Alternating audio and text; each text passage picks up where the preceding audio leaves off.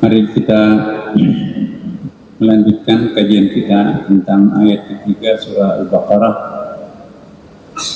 Alladzina yu'minuna bil ghaib wa yaqimuna shalah wa mimma razaqnahum yunfiqun. Musibah, ternyata surat cinta Tuhan, sedangkan kenikmatan bisa menjadi hijab baru yang bisa membuat jarak antara dirinya dengan Tuhan. Jadi tetap yang banyak itu banyak, tapi orang yang sudah sampai ke tingkat kesadaran puncak, dia tidak menyaksikan banyak, karena dia melihat pada hakikatnya semuanya adalah dia. La mawjud illallah, tidak ada yang mewujud selain hanya Allah Subhanahu wa Ta'ala. Bukan cuma satu wajah kita memiliki wajah-wajah lain yang bertengger di muka wajah kita ini. Wajah biologis kita di sini, ada wajah kesarjanaan, ada wajah kebangsawanan, ada wajah pejabatnya, ada wajah tokoh masyarakatnya, ada wajah bapaknya, kepala rumah tangga di situ.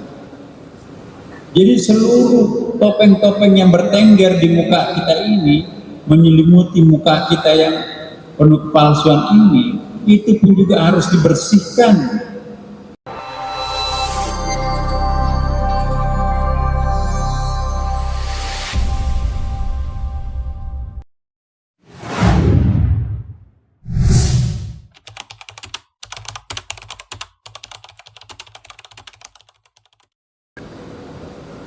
Assalamualaikum warahmatullahi wabarakatuh. Alhamdulillah, alhamdulillah, wa syukurullah, wa salatu wassalamu ala rasulillah Sayyidina Habibina Muhammad, Allahumma salli wa sallim alaihi. Ibu-ibu dan bapak sekalian yang diridhai dan dirahmati, diberkahi Allah Subhanahu wa Ta'ala, mari kita melanjutkan kajian kita tentang ayat ketiga surah Al-Baqarah. Alladzina yu'minuna bil ghaib wa yaqimuna shalah wa mimma razaqnahum yunfiqun. Kita sampai kepada potongan ayat kedua dari surah ini. Ayat ketiga ini, wa yaqimuna shalah, orang yang menegakkan, mendirikan salat. Minggu lalu kita sudah pernah membedakan perbedaan antara im'alus shalah, iqamatis shalah, dan yang di tengahnya ada dengan i'malus shalah. Jadi fa'al, amal, dan qamah itu berbeda. Benar-benar bahwa salat itu kita diminta untuk mencurahkan segala-galanya. Bukan sekadar if'alus shalah, bukan sekadar i'malus shalah, tapi iqamatis shalah, menegakkan, mendirikan salat. Karena itu mari kita memeriksa salat kita yang kita lakukan selama ini. Apakah hanya mengerjakan salat, atau mengamalkan salat, atau mendirikan atau menegakkan salat. Kata Rasulullah SAW, itu ada dua umatku yang sedang sholat, sama-sama gerakannya, sama-sama bacaannya, tapi sholatnya antara satu dan antara bumi dan langit. Jadi satu sholat bumi, satu sholat langit. Sholat bumi iya, yang sekedar melakukan if'alus sholat, formalitasnya sudah menunaikan kewajiban, tetapi pada hakikatnya belum menegakkan, belum mendirikan sholat. Perintah Al-Quran adalah aqimus sholat, bukan i'malus sholat, apalagi bukan if'alus sholat.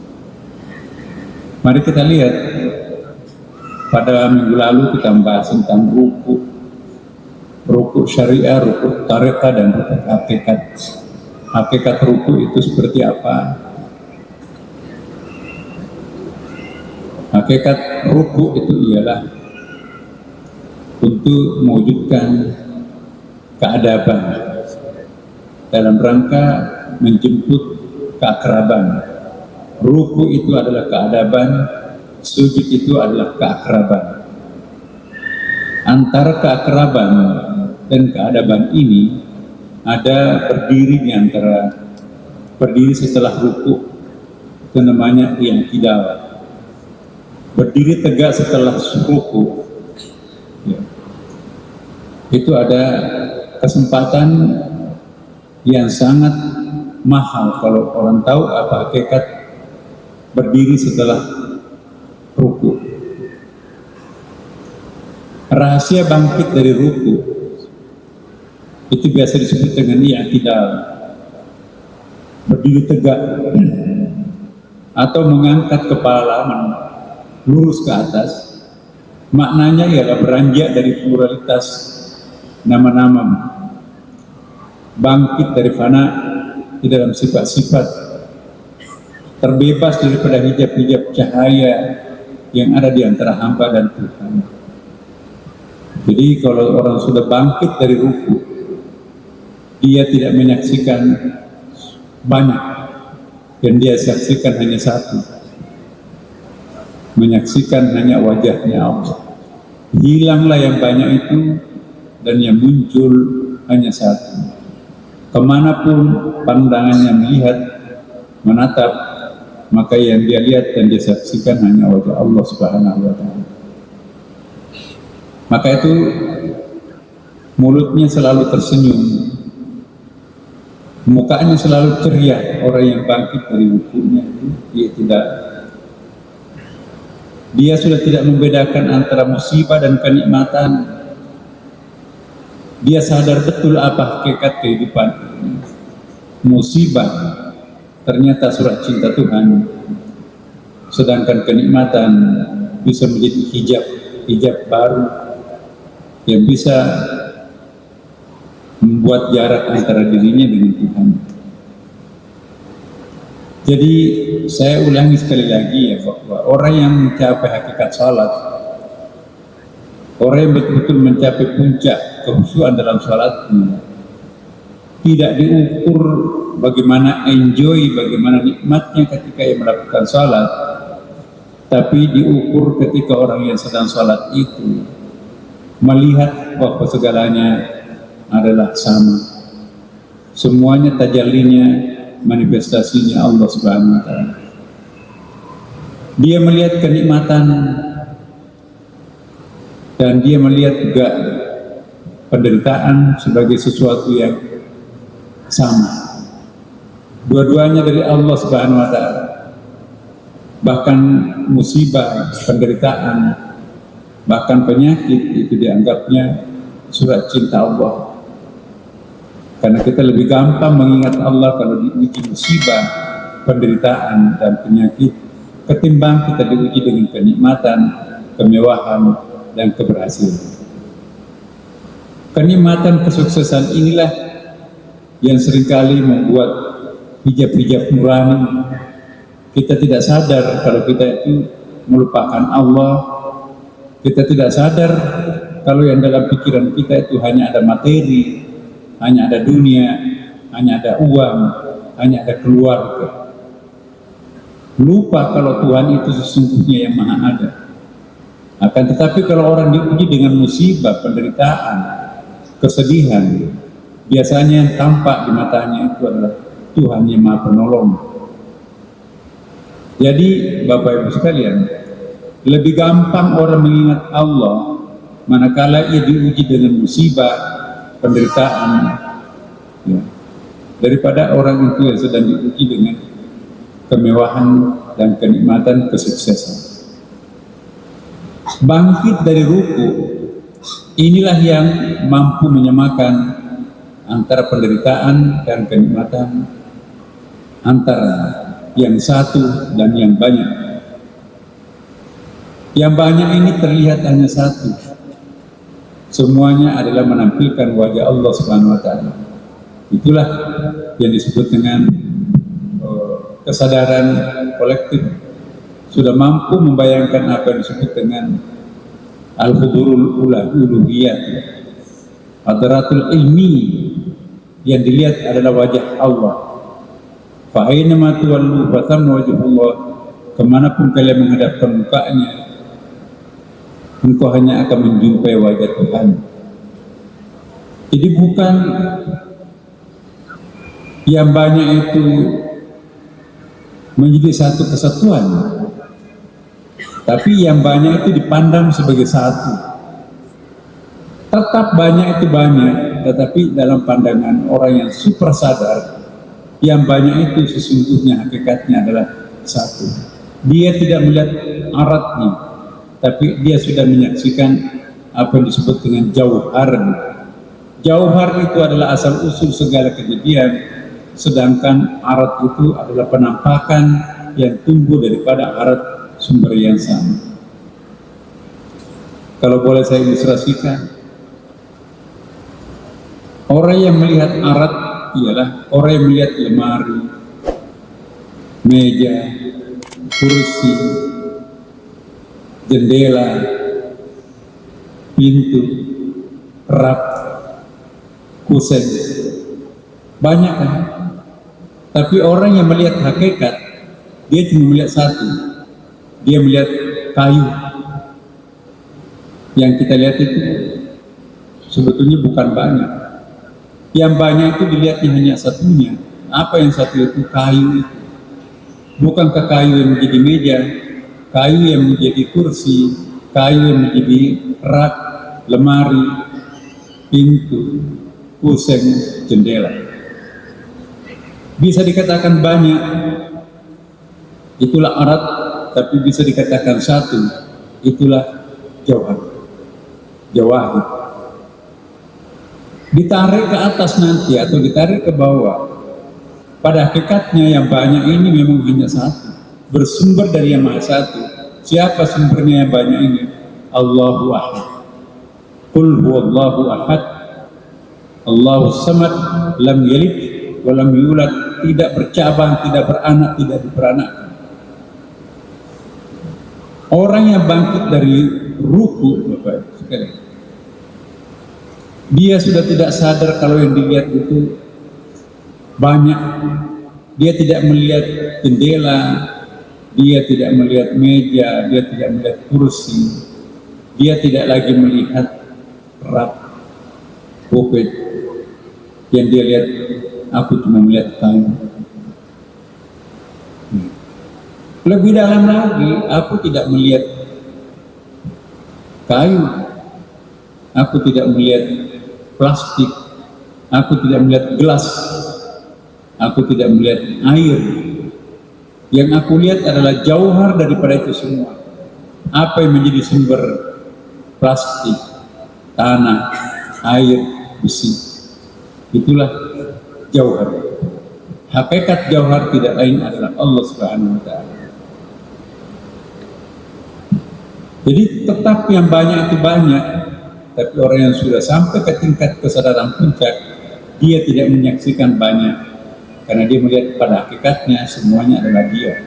La mawjud illallah, tidak ada yang mewujud selain hanya Allah Subhanahu wa Ta'ala. Itulah orang yang mendirikan sholat. Tapi kalau orang hanya melaksanakan sholat, dia tidak bisa melihat yang banyak itu satu. Karena itu mari kita periksa sholat kita. Apakah bangkit dari ruku itu sudah mampu membuat mulut ini tersenyum, lupakan penderitaan, lupakan kenikmatan, semuanya berasal dari Allah Subhanahu wa Ta'ala. Kalau orang sudah mencapai tingkat hakikat salat, tidak ada lagi persoalan. Selamat tinggal kekecewaan, selamat tinggal penderitaan, dan tidak perlu mabuk pada saat diuji kemewahan dan kenikmatan. Karena bukankah semuanya itu adalah dari yang maha satu, perbuatan Tuhan. Semuanya satu dari sifat Tuhan, semuanya satu dari zat Tuhan, dan semuanya satu hakikatnya nama-nama itu. Itulah orang yang menegakkan atau iqamatus shalah. Maka itu setiap hari seharusnya kita memperoleh kualitas salat yang superior. Kalau kita mampu menghadirkan al-hadaratul uluhiyah, Apa yang dimaksud al-hadaratul uluhiyah itu, Bapak Ibu sekalian? Yang hadir, yang mewujud ini tidak lain pada hakikatnya adalah bersumber dari Allah, atau dengan kata lain, kalau alam semesta yang banyak jumlahnya ini, kalau entitas yang begitu banyak, bahkan triliunan jumlahnya ini bersumber dari satu jauhar, maka simpel sekali kehidupan kita ini, bahwa ternyata semuanya dari Allah, kita pun juga dari Allah, dan dengan demikian kita tidak perlu dimabukkan oleh alam semesta. Kita tidak perlu mabuk dengan materi dunia dan seterusnya, karena sebentar lagi kita akan tinggalkan. Menit ini kita ketawa, menit berikutnya kita akan menangis. Sekarang kita malam, tidak terasa besok akan siang. Siang dan malam silih berganti. Itulah perjalanan waktu. Ada siang, ada malam, ada dingin, ada panas, ada kiri, ada kanan, ada atas, ada bawah. Siapa yang itu semuanya, itu adalah Dia. Nah, itulah yang disebut dengan, nanti ada pembahasan perkawinan Asmaul Husna. Tidak mungkin ada atas tanpa ada bawah. Bagaimana mungkin ada di bawah tanpa ada yang di atas? Tidak mungkin ada panas tanpa ada dingin. Tidak mungkin ada siang tanpa ada malam. Demikian pula sebaliknya. Dengan demikian sebetulnya keberadaan yang bermacam-macam ini adalah bagian yang tak terpisahkan daripada Asmaul Husna. Wa in min syai'in, bukan. Ada ayatnya itu bahwa likulli syai'in khalaqna zawjayn. Segala sesuatu itu diciptakan Allah berpasang-pasangan. Yang namanya berpasang-pasangan itu untuk dikawinkan, bukan untuk dipertentangkan. Ada laki, ada perempuan dikawinkan, maka lahirlah anak-anak cucu. Allah Maha tinggi dengan segala kerendahannya. Allah Maha halus dengan segala ketahirannya. Allah Maha batin dengan segala ketahirannya. Jadi semua adalah yang maha mutlak. Allah encompasses, tidak bisa dibatasi, tak terbatas semuanya. Makanya itu kalau orang mencapai hakikat sholat, gampang untuk tersenyum, dan dia tidak gampang tersinggung, dan dia tidak gampang marah. Itulah yang disebut inna sholata tanha 'anil fahsya'i wal munkar. Sesungguhnya sholat yang sesungguhnya, salat yang mencapai tingkat kualitas salat yang iqamati salat tadi, itu pasti akan mencegah orang itu untuk melakukan kemungkaran dan keburukan. Iya. Tapi memang susah untuk kita menjelaskan kalau tidak memahami gerakan-gerakan salat ini. Setiap gerakan salat itu ada filosofinya, ada tasawufnya, Bapak. Jangan hanya memahami filosofinya, tapi spiritualitasnya atau tasawufnya pun juga kita pahami. Nah, inilah pemahaman sholat kita secara komprehensif. Wasjud waqtarib, sujudlah supaya Anda akan bisa lebih dekat dengan Tuhan. Maka itu disebutkan kata-kata sajadah dalam Quran itu pada umumnya kita diminta untuk sujud tilawah. Nanti subuh kita akan sujud tilawah. Apa itu sujud tilawah? Pada saat kita membaca ayat-ayat sajadah. Apa itu ayat sajadah? Sajadah itu artinya kita totalitas sujud kepada Allah. Bukan cuma kepala kita yang menyentuh lantai, tetapi seluruh jaringan, seluruh unsur, seluruh substansi dalam diri kita pun juga harus ikut sujud. Kalau batok kepalanya yang sujud, tapi isi kepalanya ke mall, ke kantor, pekerjaan, ke rumah dan sebagainya, itu sebetulnya bukan sujud. Itu hanya sajad. Sajadah menundukkan kepalanya di lantai. Sesuatu itu baru bisa disebut sujudon kalau totalitas dirinya itu ikut sujud, tersungkur di hadapan kebesaran Allah Subhanahu wa taala. Jadi mari Bapak Ibu kita rasakan, apakah yang selama ini kita lakukan sujud atau sajad? Kalau sajad, batok kepalanya yang mencium lantai. isi kepalanya berkeliaran ke kemana. Tapi kalau yang tersungkur totalitas, kalbunya sujud, akal pikirannya sujud, jiwanya sujud, badannya sujud, zauknya sujud, nyawanya sujud, semua organ spiritualnya pun juga sujud di hadapan Allah, itulah disebut dengan sujud. Wasjud waqtarib, dan kita akan dekat dengan Allah. Kapan paling bagus untuk sujud? Malam hari, Bapak Ibu. Ada ayatnya berikutnya. Wa minal laili fasjud lahu wa sabbihhu lailan tawila. Dan pada sebagian dari malam maka sujudlah kepadanya, bertasbihlah kepadanya pada bagian yang panjang di malam hari. Jadi jangan sampai menghabiskan malamnya untuk tidur. Rugi dan rugi, Bapak Ibu sekalian. Perbanyak sujudnya di malam hari. Sahabat Nabi dan Nabi sendiri lebih banyak sujudnya daripada tidurnya. Ada riwayat dari Sayyidatina Aisyah, panjang sujudnya Rasulullah kalau salat malam di rumah, ya, itu seperti satu sujudnya membaca surah Al-Baqarah 3 juz. Kalau hafal Quran membaca surah Al-Baqarah itu bisa ya 3 juz kali 1/4 jam, berarti 45 menit. Kalau kita orang awam 1 juz 1 jam, 3 jam sujud. Kenapa di malam hari kita diminta sujud? Karena jarak antara Allah dengan hambanya lebih dekat di malam hari daripada siang hari. Di siang hari susah menemukan Tuhan, Bapak. Di siang hari itu banyak penggoda, banyak pengecoh. Akan tetapi di malam hari, coba kalau kita pejamkan mata, matikan lampu di tengah malam buta, habis berwudu, bungkus diri dengan penutup aurat, mukena atau sarung, sujud tersungkur di hadapan Allah, mengucur air mata taubat, mengucur air mata kerinduan, mengucur air mata penyesalan. Kenapa aku tidak sering seperti ini?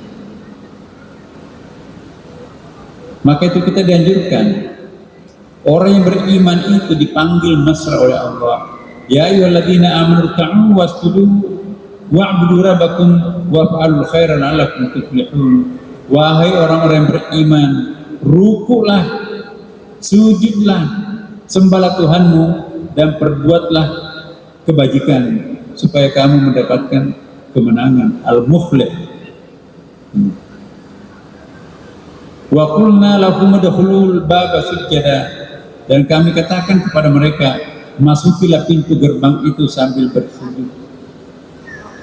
Kira-kira kalau kita diajak masuk surga Allah, ya Tuhan nafsul mutmainnah, wahai pemilik jiwa yang tenang, irji'i ila rabbiki radiyatan mardiyah, bergabunglah bersama kekasihku yang lain dalam keadaan penuh keridhaan. Fadkhuli fi ibadi, ya, masuklah bersama mereka para kekasihku. Wadkhuli jannati, masuklah ke dalam taman surga. Bukan main gembiranya kita kalau dipanggil panggilan mesra itu, sujud, rukuk kita di situ. Makanya itu Bapak Ibu sekalian, di sini ayat menyebutkan Nabi Muhammad SAW itu menampakkan bekas-bekas sujudnya itu dalam kehidupan sehari-hari. Muhammadun Rasulullah walladzina ma'ahu, Nabi Muhammad SAW sebagai Rasul Allah dan orang-orang yang mengikutinya, asyidda'u 'alal kuffar, tegas terhadap orang kafir, ruhama'u bainahum, penuh kasih sayang dengan sesama mereka. Sesama umat beriman, Nabi sangat lembut, sangat halus, tapi berhadapan dengan orang kafir tidak ada takutnya. Sampai Nabi pernah membunuh 2 orang karena berbahaya. Kalau nggak dibunuh, nanti Nabi terbunuh. Tarahum ruk'an sujada, kamu akan melihat mereka terrukuk dan sujud mencari karunia Allah dan keridhaan Allah. Jadi tujuan kita untuk ruku dan sujud itu ialah untuk mendapatkan ridhonya Allah Subhanahu wa taala.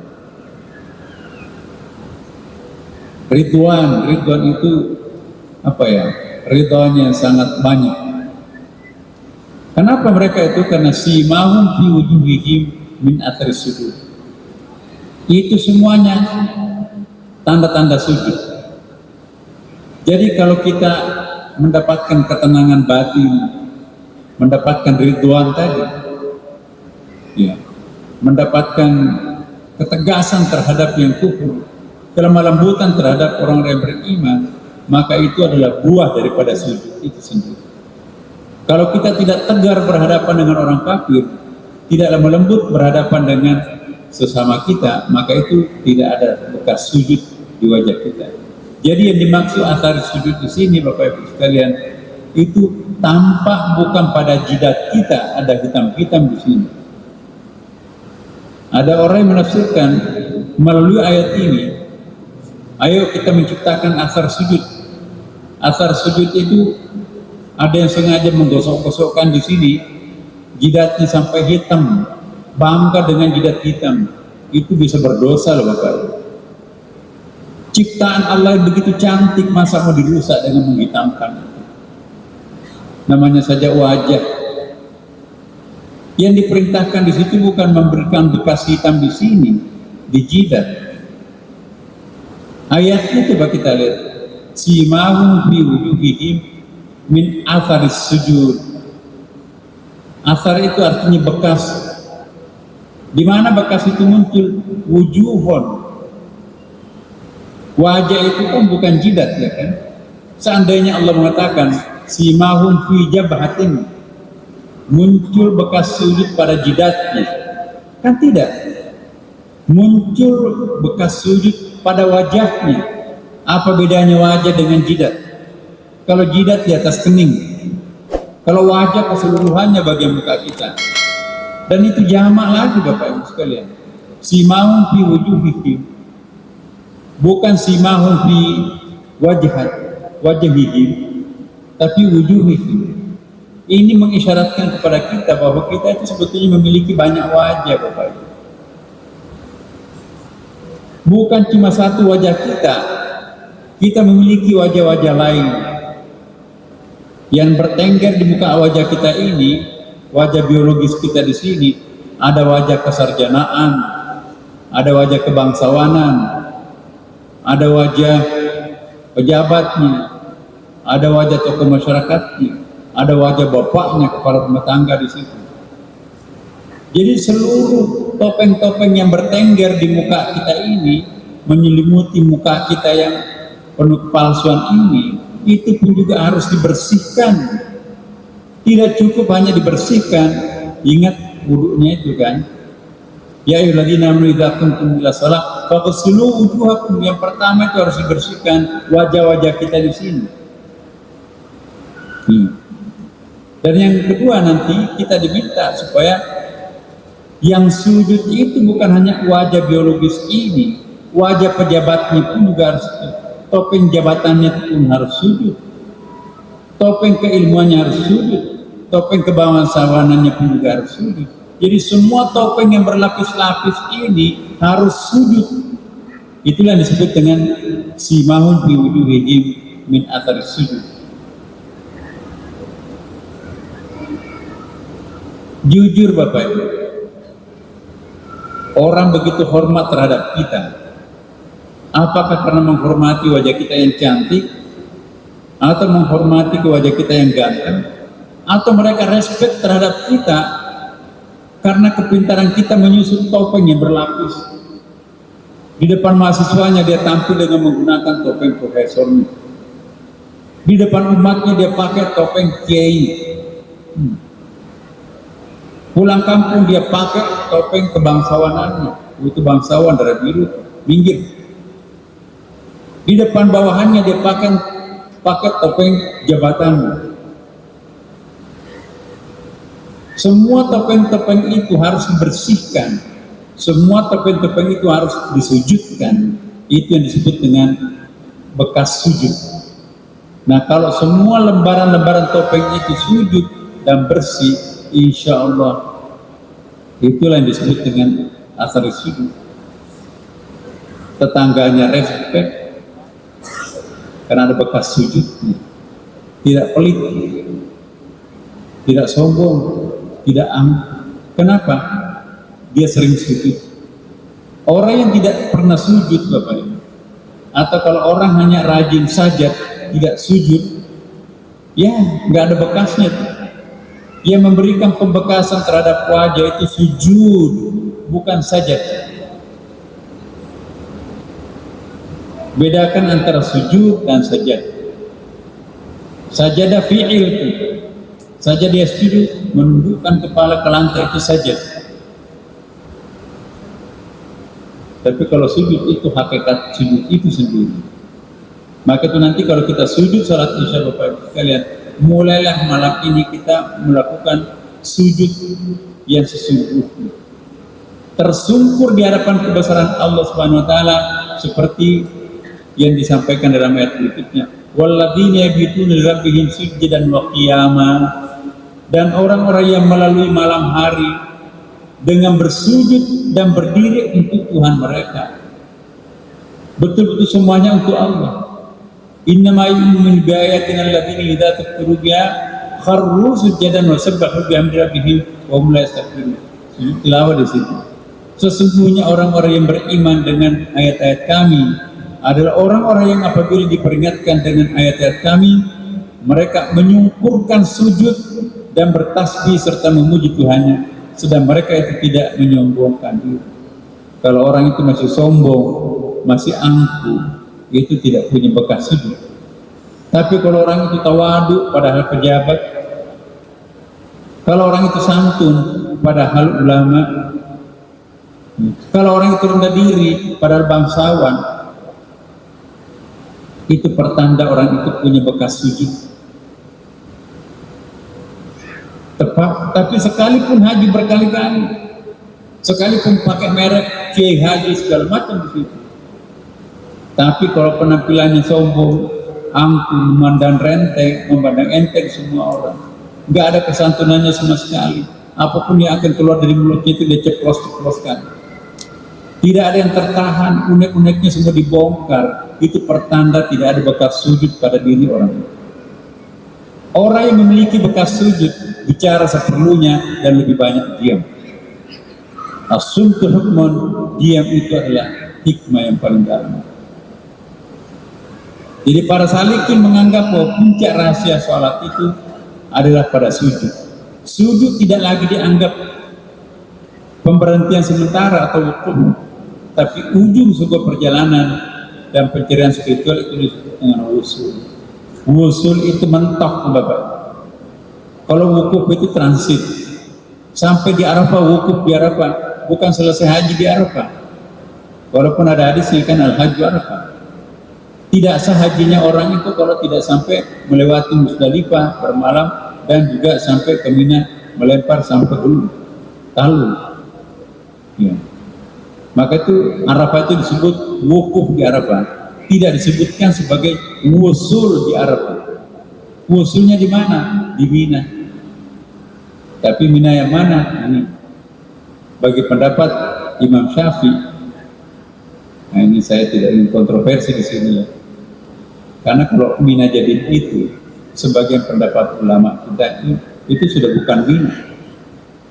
Itu kharjil, sudah di luar Mina.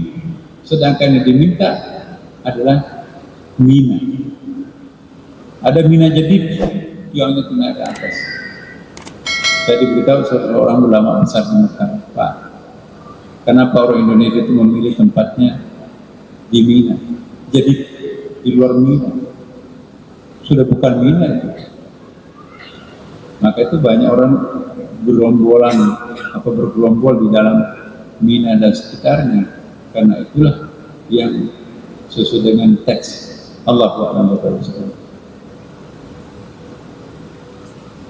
Kalau sujud mau disebut dengan makam atau station, maka makam yang paling puncak adna summa dana fatadalla faqaba. Saya ini au adna, yang paling puncak itu adalah sujud itu sendiri. Minggu akan datang insya Allah kita akan bahas apa sesungguhnya hakikat sujud, bagaimana mencapai tingkat kekhusyuan dalam sujud, dan apa saja rahasia yang diperoleh bagi orang yang rajin sujud. Insya Allah kita akan bahas pada pertemuan kita yang akan datang. Dan mulai hari ini insya Allah nikmati sujudnya, sebab itu puncak pencarian seorang hamba. Temukanlah segala sesuatunya di dalam sujud. Sujud inilah yang mempertemukan kita dengan Allah. Sujud itu adalah tawajjuh. Apa itu tawajjuh? Pembahasan sangat dalam pun juga kita akan bahas pada pertemuan kita yang akan datang. Semoga berkah buat kita semuanya. Wassalamualaikum warahmatullahi wabarakatuh.